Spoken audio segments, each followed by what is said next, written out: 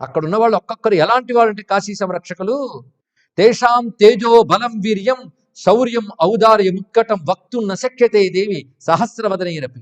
కాశీ రక్షకులుగా ఉన్నటువంటి భైరవులు, వాళ్ళ గణములు, ఇంకా అనేక రుద్రగణములు, శక్తి గణములు ఉంటాయి. వీరందరి యొక్క బలాన్ని, శౌర్యాన్ని, ఔదార్యాన్ని, తేజస్సుని వర్ణించాలంటే 1000 పడగల వాడికి కూడా వల్ల కాదు. కాశీ సంరక్షకా వీరాహ యావంత సంతి తావతాం ప్రసాదేన వినా కాశీ ప్రవేశిస్తున్నైవ శక్యతే. వారి అనుగ్రహం లేకపోతే, కాశీ సంరక్షకుల అనుగ్రహం లేకపోతే కాశీలో ప్రవేశించడం, కాశీలో నివసించలేం.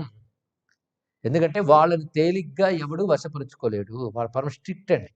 స్ట్రిక్ట్ ఆఫీసులు వస్తే చూడండి మెత్తబడ్డంత తేలిగ్గా. అలాంటి వాళ్ళకి అసలు సెక్యూరిటీకి పెట్టుకుంటే అలాంటి వాళ్ళు పెట్టుకోవాలి. అలాంటి వాళ్ళు ఉన్నారు. అనల్ప ఆరాధన ప్రీత, వాళ్ళు తక్కువ ఆరాధనకి తేలిగ్గా సంతోషించరు. పైగా ఛిద్రాన్వేషణలో లాక్షా, అక్కడ ఉన్నవాడు ఏ తప్పులు చేస్తున్నాడని గాలించి చూస్తుంటారు. ఏ చిన్న తప్పు కనబడ్డా వాడిని ఇబ్బంది పెడతారు.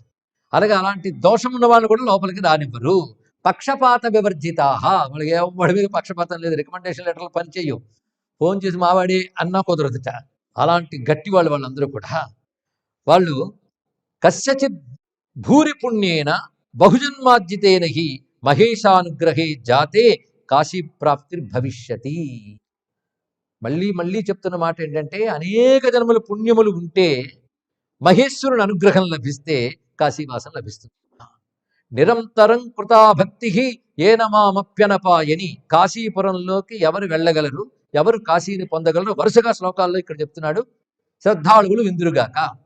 నిరంతరం కృతాభక్తిగా ఏనమామై అనపాయని, ఎవరికి నాపై అనపాయిని అయిన భక్తి ఉంటుందో, అనపాయిని అంటే వీడని భక్తి నాపై ఉంటే వాడు కాశీ పొందగలడు. కాశీకి వెళ్ళడానికి లేదా కాశీవాసంపై కోరికకి, విశ్వనాథుని కృపకి కొన్ని అర్హతలు ఉంటాయి.